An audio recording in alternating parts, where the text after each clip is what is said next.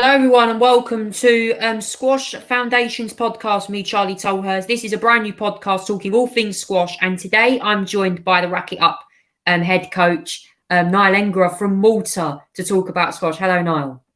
Hello, Charlie. Thanks for having me, mate.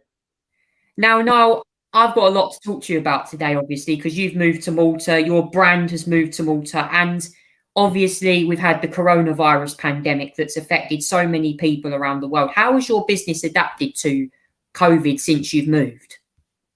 Yeah, good question.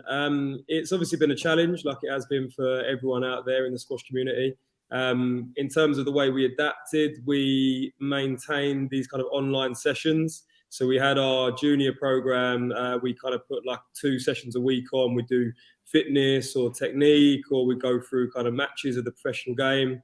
So that kind of kept everyone still in the zone, really, to keep wanting to kind of develop. And then fortunately, I think we had quite a good kind of restriction timeline, and we ended up coming out, I think, sooner than most places. So yeah, that allowed us to kind of get back on court, and yeah, things were kind of as normal as can be at the moment. Obviously, things can change at any moment, so we're appreciating the time on court that we have. But yeah, long may it continue. Now, I saw an event last year you ran. I think it was like this event, like it was very similar to like the Essex Squash Festival, where last year you had like some teams that all these players would be named. I forgot your team name, but it was on your event that you created. Now, obviously, you had to adapt to holding that massive event with all the face masks, social distancing. How did you manage to put a massive event on for Malta? Yeah, good research, mate. That was a World Squash Day event that we ran. Obviously, paying homage to where squash was first founded. We ran that for a charity as well, which was for the Malta Community Chess Fund Foundation. But yeah, the protocol had to change with COVID. So yeah, obviously everyone that wasn't on the squash court had to wear a mask at all times. Made a point of obviously not having spectators. We had to obviously limit that. But yeah, I mean, the way we worked, it was that kind of each team would stick to a court. And at this venue, we have 5 squash courts. So it was quite easy to maintain that. And yeah, so that way we contained any kind of possibility of people playing on different courts throughout the day and then mixing with different players. And yeah, we did our best just to kind of keep the virus at bay and not get into any kind of outbreak, which actually worked. So it was a good kind of test for what we wanted to do for the rest of the year. That's amazing. I'm so glad that you managed to run an event like that. Like it's amazing that in the UK, like we haven't had massive events since obviously we had the Freedom Day, and you managed to pull off a massive squash event. And I bet, because obviously squash over there is big now since you moved. And I was going to chat to you now, Niall, about your business moving out there, because obviously you have moved to Malta. You've got your business has moved out there. There's now a big squash community going on in Malta. Could you tell us more about how your business has moved out in Malta so far? Yeah. So officially moved out to Malta October 2019. And yeah, I'm pretty much the only kind of real squash coach in Malta that's full time. So I've had quite a bit of a blank canvas to work off, and yeah, put all these ideas out there. And obviously a lot of the stuff that we're doing hasn't been done before. So it's just kind of trial and error. But yeah, fortunately, I've kind of created this great community of players that are of all ages, of all backgrounds, and yeah, fundamentally just have a real big passion for squash and wanting to develop their own game. So yeah, I mean, in terms of like the development, I did very similar work to what I did in England when I first set up the academy at David Lloyd Gideon Park, in the fact that I would kind of target the local schools to each complex which would be based at, and then offer these kind of taster sessions where we have these rebound nets and we can get the kids just try and squash out for the first time. And then from there, there's obviously a opportunity where they could then join the program on the real squash court later down the line. So that's a really good way just to kind of introduce the sport to the younger generation. Obviously, squash isn't all on the media, like football and boxing and everything else. So you've got to kind of go out there and get roll your sleeves up and get to work. So yeah, that's been a big key part really in kind of getting the foundations set. Foundations like your podcast, Charlie. Yeah, and Niall as well. I mean, you've had so much, like obviously the junior sessions out there. I've seen some of the videos on your Instagram page. There have been literally, like, I've seen some of the way that the juniors have choreographed their squash, and I have to say, like, you've got some real talent over there. Yeah. I mean, very fortunate in the fact that we have this national sports school. So this school is for the elite athletes in whichever field of sport they particular in. We've got 4 students now at the school. So with that, they all get to train 6 hours a week with me. And that's part of their curriculum. So obviously when all these other kids in other countries are having to go to school and sit in lessons, these kids are fortunate enough to be able to train throughout the day. So that is a massive help for these kids, and I know they appreciate that. And yeah, as you can see, the development where I get to spend all this extra time with them each week, it's really clear just how quickly they develop. Wow.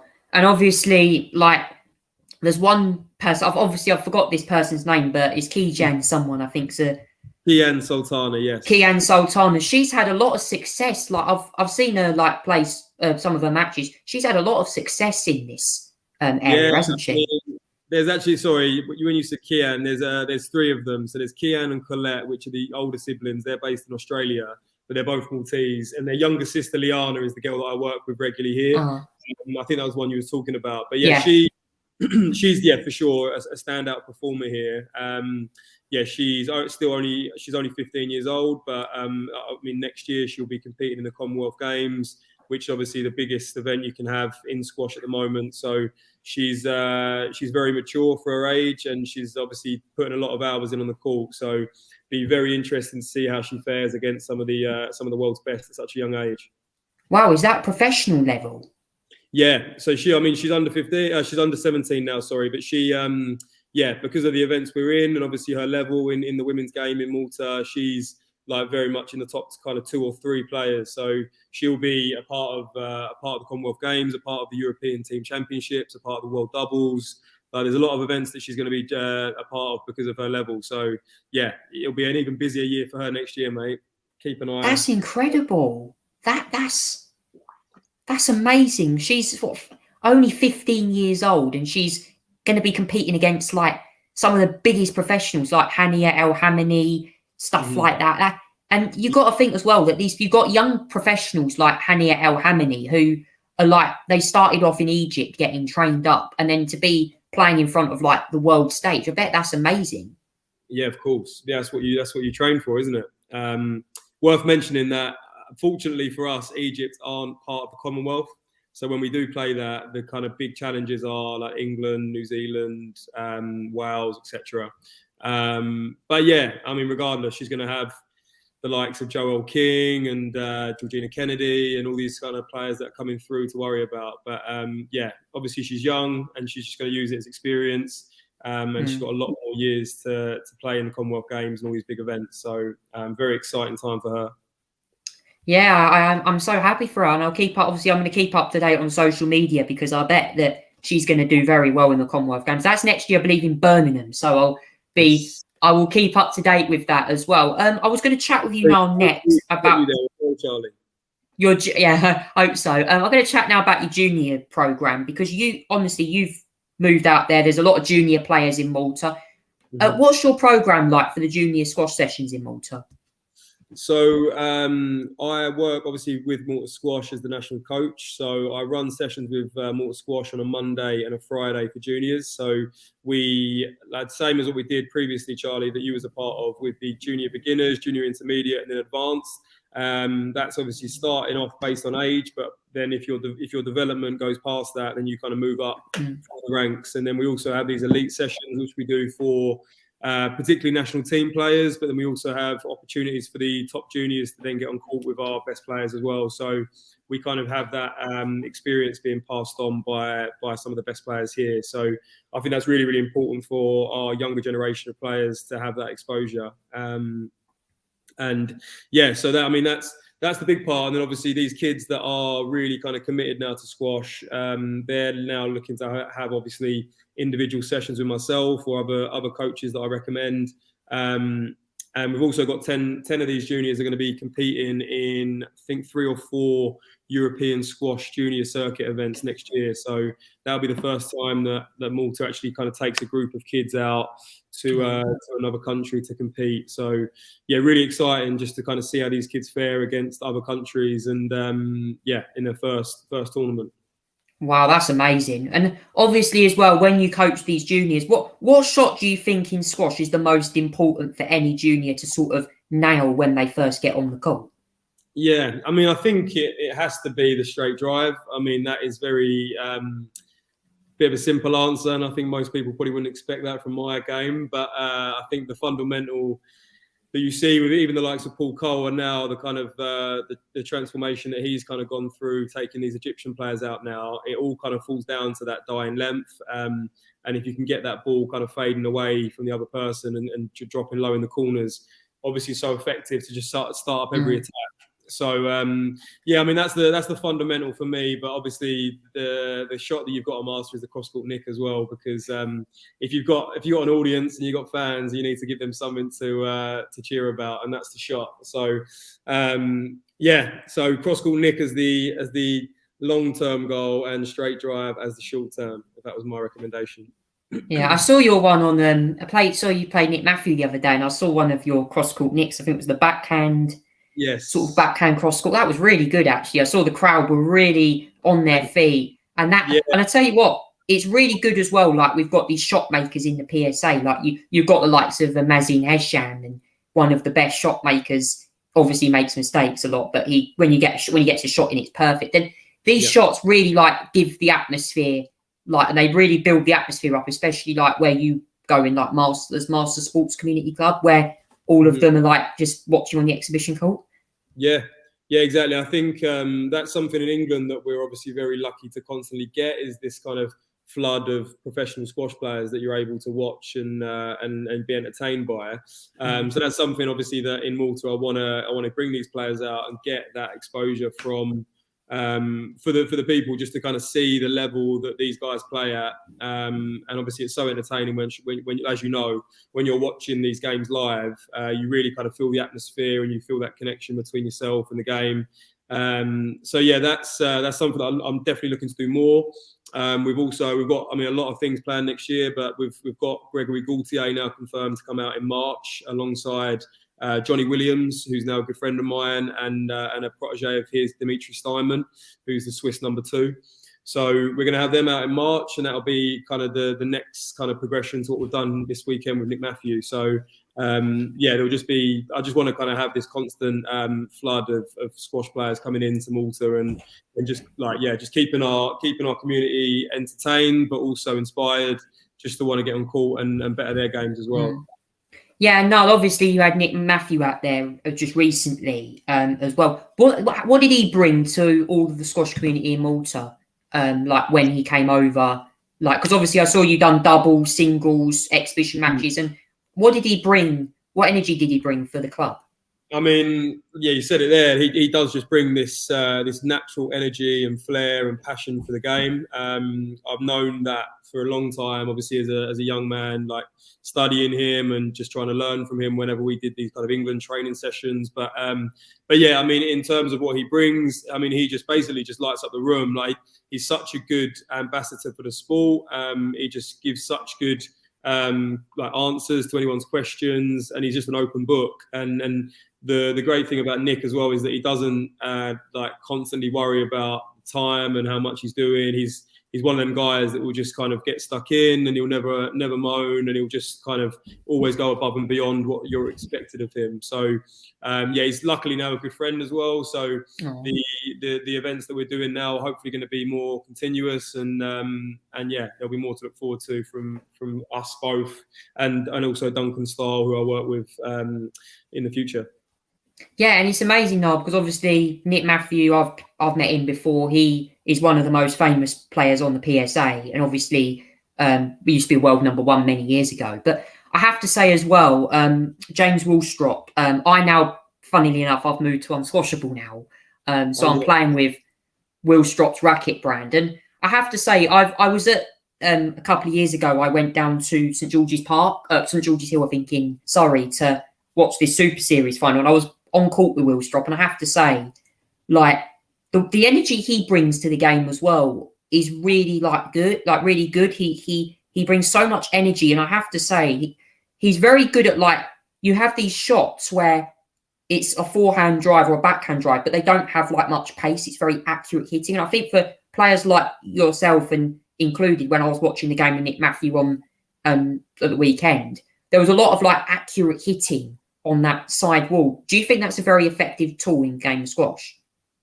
For sure. I mean, yeah, Will Stropp is the perfect person to talk about with accuracy in squash, because, as you know, he's named the marksman, and I know you had the opportunity to obviously feel the accuracy on a squash court firsthand. But yeah, I mean, he's just one of those guys that is, like you said, he brings an unbelievable energy, very different to Nick, but they both just have such a great kind of great glow and great offering to the game, and they're constantly giving back, which is something that a lot of other sportsmen in other sports can't say. But yeah, in terms of the shots and the straight ball, I mean, the obviously what you're looking to do with this shot is to nullify your opponent's attack. So this is where James and Nick are both still so effective and disruptive to these Egyptian players, because they rely on the ball being out in the middle and out in the open, so they can really kind of hit angles and cross-court nicks and all these kind of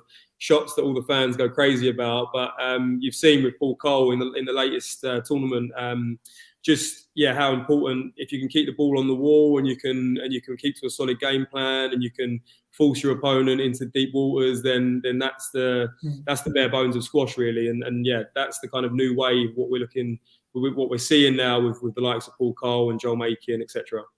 Yeah, it's really interesting. I have to say, I think these guys do really well with shots. And I think as well, when you look at the shot as well, it's really effective. People play this shot.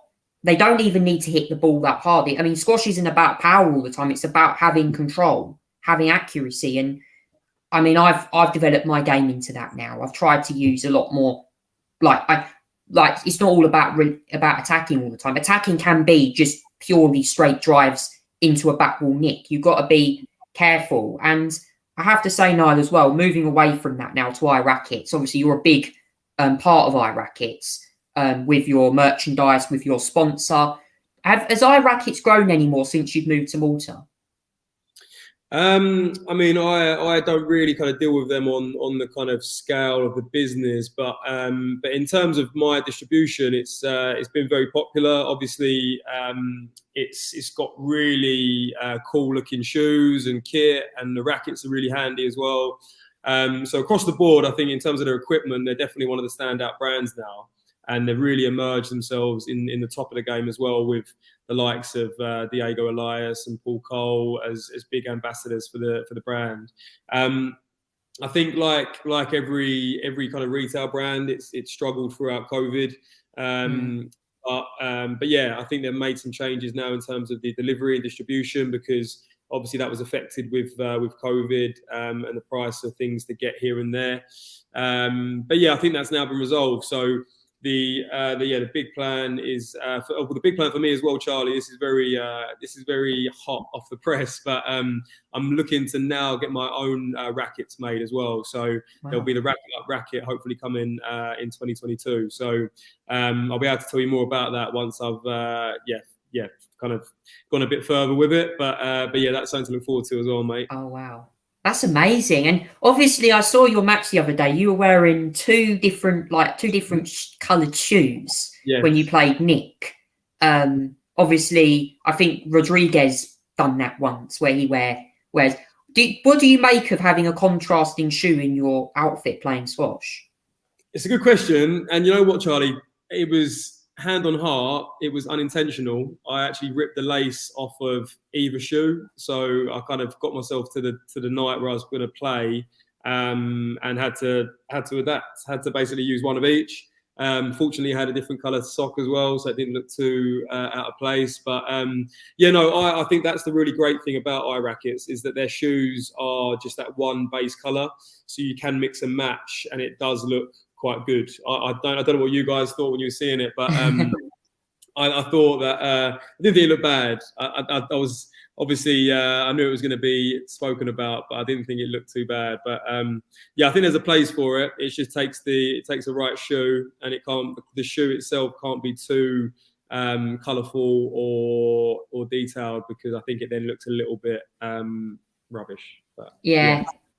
It was really interesting. I think as well, like being live on YouTube today, I think your platform is really important because, like with iRackets, it's a brand that not many people know about, and people should like look up to the brand more. I mean, I play with Unsquashable, and that's very popular. But iRackets is a brand that is beginning to move up now through the trends, through like professional players using it. I have seen a few professional players like swap to, like, I know Paul Cole recently moved to Head and they've changed the racket brands, but still use the shoes. And I think they've still got a lot of pedigree in squash.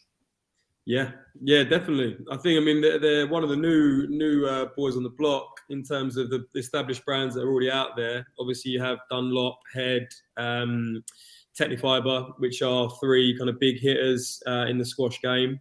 But yeah, I think I've done a really good job in getting in the mix there, and it's kind of at this kind of critical stage now where they either push on or they're kind of happy with their position in the market. But yeah, be interesting. Who knows, mate? The racket could even take over. Yeah, no, it's going to be very interesting. Now we're going to finally move on to Woodford Wells now. Now, funny enough, I actually have a T-shirt on. We need to see the whole thing, Charlie. We can't just see the top of it. I would take it off, but if I take it off, I'm going to get freezing cold because I've got no heating in my flat, unfortunately. But I have got that on right now. And obviously, Niall, you've teamed up with Woodford Wells as a professional coach down there as well. Could you tell us, to the listeners, more who this person is? Yeah, so that was kind of last year. We had these discussions. The committee of Woodford Wells approached me to basically provide like a plan of action for them to come back after COVID. So worked a lot with the committee members, Roy France and Jonathan Caton, as well as the general manager, a guy called Dan Arnott. Three really good guys there that really care about squash and pushing things on at the club. So it was very easy to work with them. And the kind of initial plan was to instill a kind of full-time coach. And we found, very luckily, this guy, Gareth Naidu, who originates from South Africa, but was staying nearby to the club. And yeah, very good player, very good coach. And he started there once the lockdown lifted. And since as we basically established the program together that he's since taken on himself. We also was able to attract Dave Webster over. So Dave and Gareth are both kind of running this squash program there alongside the coach that was there previously, Kevin Pearce. So yeah, I'm just really happy that I was able to offer them some expertise and push things on in terms of the recruitment and establishing a program. So hopefully the club's in a good place now in terms of attracting new players to the game. I know they've obviously got the prep school Avon House next door, so they're kind of establishing ties there within the squash and the school. So that's going to be a good platform to work off. But yeah, I'm just really confident with the likes of Dave Webster, Gareth and Kevin that they can do some really good things at the club. So yeah, it's good for squash. It's good for squash in Essex. Yeah, and obviously I've spoke to Dave Webster before. I know him very well, and obviously many people who play in Essex will know Dave Webster, because obviously at the moment Essex is really struggling. We've lost so many squash courts, especially around like London, at the borough of Havering, like David Lloyd Gideon Parker. Now 3 courts left there. They lost so many courts there, and I have to say, when you look at yourself in Malta now with how that's become so popular, I kind of feel like in Britain, it's especially like it's only Essex now where really is the main popular sport. Yeah, I mean that's the interesting stat, Charlie. When I did some research into squash in Havering, so there's a population of about 500,000 in Havering. When I first started playing squash, there was like a fair few squash courts, but from the moment I picked up a racket, the Next Generation Club, which is now David Lloyd, was built with those 3 courts. And since that moment, no other courts in Havering have been built, and they've all been taken down. So I don't know how many were initially, but there's now only 3 left, and that's between 500,000 people in an area. And obviously, as you know, these courts aren't open to the public. You have to be a member. You have to pay a certain amount of money each month.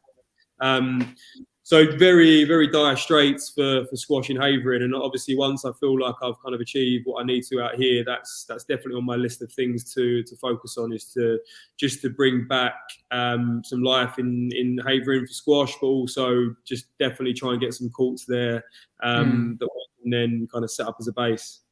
Yeah, as well as that, I play in Essex. Obviously, I play at Kingswood. I've played at a few. I played at another club called Marconi as well. And I have to say, like, I've now started playing Essex League myself, and it's really weird, really interesting, like, to see when you're playing like in these big events, like you're playing against professional like higher level players, and you really enjoy it. Like the Essex Squash League was something that was established to get people playing squash, but like now that obviously we've got no Super Series here now, unfortunately, they were planning on reviving that, but that didn't happen, and I will try my best to see whether I can do that. But no, obviously you've got one out in Malta. How's that going on at the moment? Yeah, I'm really, really pleased with this. It's just an event that it sort of looks after itself in a way, in the fact that the hard work is done, as most events, before it happens. But you've got kind of 4 session times. Each session is lasting 2 hours, and then you're in a group of 4 where you play 3 best of 3 matches to 15 points against the 3 people in your group. Those 3 people are all your level, so it's a really, really kind of good workout within a kind of short time frame. So it doesn't ask a lot of people to kind of take all this time out of their day. You're literally at the club for 2 hours and then you go. And also, obviously, with COVID in mind, like we said about the World Squash Day, we keep the 4 players onto one court, and then we put the other 4 players onto another court. So those players don't mix. So if there is someone in the group that does test positive, just in case, you never know, Charlie, then it's not that major a problem, and we only have to isolate the 3 other people in that group. So yeah, that's the struggle. But I mean, with the lack of kind of bigger squash clubs like Kingswood, 2 courts is really our kind of max for events, other than the Marsa. But yeah, it's really good though that you're still managing to get something on, like. Yeah. To get an event on like that, I mean, it's still really good that people are playing because they're getting the experience. And obviously, when you're locked down and being in a house on your own, it's really difficult. And I think being out on a squash court is really good for you. And I have to say, over here in England at the moment, when you've got, obviously, I really want to try and speak to people across England for next year, now that we've got more COVID restrictions being eased, that we need to get something like this back on again. And I think as well, for something like this, like having a squash event on, and I was going to come on to refereeing now because of my final part, because referees have to be at these events. Obviously, I've just passed my level 1, so I'm now officially doing refereeing myself. But to have long time coming, Charlie. Yeah, You're but in the making. To have these events on, you need to have the referees, and there's a lot of planning that goes into hosting events like that, isn't it? Yeah, I think that a lot of organisers tend to forget about the things that go into it. Referees are obviously a massive part, like you said, and as you know, when you're in a tournament of juniors, not many players of those juniors want to referee the next match. So it's very important you've got a team of referees around the event that can take on that responsibility. And it's just fantastic, Charlie, that I'm really proud of you, mate, for going there and getting your refereeing done. I think that we need more people like you that are passionate about the game and interested in learning, and also want to put themselves in that position of being the adjudicator and making sure that the game is played in the right way, and that all decisions are dealt with appropriately. I think you'll make a great... I must admit, I've had a few. It is difficult because you've got to make decisions. Sometimes players will get funny with you saying, "Oh, this is no let, this is a let." You've got to be careful with that, and I don't want to, like, if I referee someone like you, I've got to be very careful, because sometimes it's the opponent that can be the one that says, "Oh, I want to appeal," and I've basically put my racket up, and then they're obstructing my backswing or something. It's really difficult. You have to be so careful, and sometimes, like as you've seen in the professional game, they have video referee reviews, and it all ends up becoming like, okay, is this a let? This is a no let. You've got to be very careful with decisions, haven't you, when you're playing other people? For sure. I mean, the two things that I think players get most frustrated by is the lack of consistency, in that you could maybe get a stroke decision on an interference that you wouldn't deem much, and then 2 rallies later, something very, very similar happens and it's a different decision. So that's a problem that the referees face, and I think that there's also this kind of black and white methodology that they want to use, and I think that you look at football referees, then all these referees kind of have their own personalities and perspective on matters, and I think that needs to come back. I mean, long term, I think it would be good to limit certain things in terms of let decisions, in terms of just how many reviews you can maybe make in certain games, but yeah, I think it's on the right path. It's just trying to make sure that the people in the seat are obviously responsible, they're confident mainly as well, and they're consistent. And I think that's all you can really ask for if you're on court and you're got the luxury of someone wanting to referee you. Yeah. Now, my final question before we wrap this up, obviously, because you're out in Malta, you have done some refereeing workshops with obviously like referees out in Malta. Do you think these refereeing workshops will give people who want to take up the course a very good opportunity? Yes, and you know what? I mean, there's actually the organisation itself is called WSO, and previously we had the referee Marco Podgorset come out to Malta last year, and we combined the competition with refereeing. So that gave anyone that applied for the refereeing a chance to referee firsthand and experience, and have Marco there to kind of guide them throughout the process. But since there's actually this thing called WSO, which is World Squash Officiating, which has recently been made this year, and that kind of gives you like a step-by-step guide in your knowledge, but also gives you the qualifications there that you can have. It's up to a certain point, but before you need to kind of take it a bit more seriously. But you can get your 1, 2, and I think even maybe 3 online. And if you do fail, you can then go back in, retry, go again. So and it's free as well. I think it might be £15 actually for the sign-in. But yeah, you'll then qualify to then do all the events you want locally. And if you do want to then push your knowledge on that bit further, you can then get involved with the PSA and look to do them World Tour events. Which, by the way, Charlie, that should be definitely in your thinking. I think once you've had maybe 2 or 3 years where you get your confidence up and you feel like you're doing a good job, then I think I'd definitely recommend you to referee some of these big events. Yeah, I'm just going to say before I finish, a shout out to Andrew Sweeney, who is, I believe, on a level 2 tournament grade. He plans to do the Commonwealth Games next year in Birmingham. And I have to say, Niall, obviously, Andrew Sweeney is someone who I'm probably going to be working with a lot over the next year or so. What do you think he brings to the refereeing spectacle? I mean, lovely guy, Andrew. I've had the pleasure of meeting him once or twice. I think he's done a few of my events as well. But yeah, I mean, these are the kind of people that you need, Charlie. These are the guys that are pushing the sport on. They're the ones that kind of go unnoticed, but without them, the events just kind of fall apart. So I'm really, really happy to hear that he's happy to take you under his wing as well and show you the ropes and hopefully give you some good advice that you can take on for yourself. Yeah, obviously I've got he plays at McLean Club. I've got Paul Clark as well, Roy Gingell. Yeah, very good, mate. These are good guys. Good guys. I've just got to get him from. I think as well, like people like who are wanting to take this course up, they use these referees as inspiration, because it used to be done on paper, but now most of them do it on iPads now. Yeah, you got to move with the times, haven't you? So it's just a lot more accurate, isn't it? And that way, then everyone sees the same information at the same time. Any problems you can face right on. Obviously, back in the day, there was times where it was 3 referees. You had all these 3 referees writing different things. So in terms of the confusion and the actual kind of flow to refereeing, I think it's much better. Yeah, it is. Unfortunately, guys, that's all we're going to have time for today on this Squash Foundations podcast, episode 1. But I hope everyone's enjoyed it. Me and Niall have chatted for a nice amount of time today. Obviously, Niall, all I'm going to say to you is thank you for joining us. And I hope you have a great Christmas. And most importantly, I hope that your new racket for your brand gets launched soon. Yeah, thank you, mate. Yeah, no, just want to say as well, Charlie, thank you for having me on. Means a lot. I'm the first person on your Squash Foundations podcast. Hope that that you get some interesting interviews out of this, and hopefully you can use this as fuel to get some fire back in Essex.